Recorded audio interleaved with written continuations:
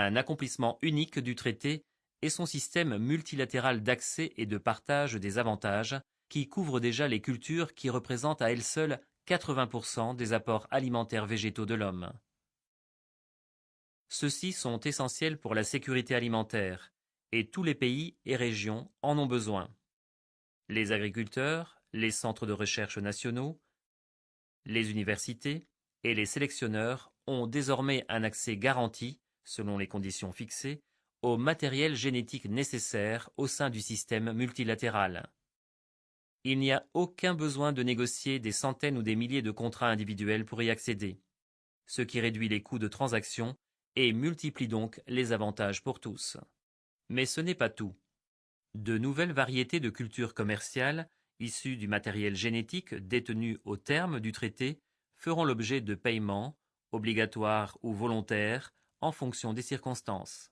Ces paiements feront partie de la stratégie de financement du traité, qui s'emploiera avant tout à aider les pays en développement et les pays en transition à utiliser leurs ressources génétiques.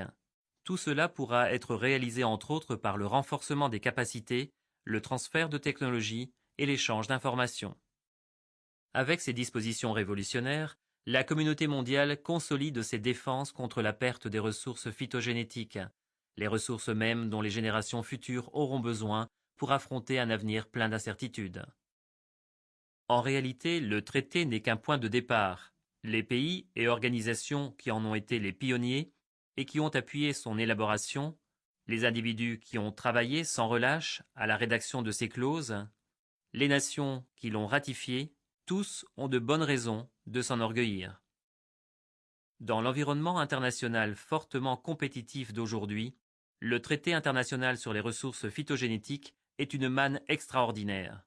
L'impératif moral de le rendre pleinement opérationnel nous incombe, car ces ressources sont à la base même de la vie des individus et sont cruciales pour l'avenir de l'humanité.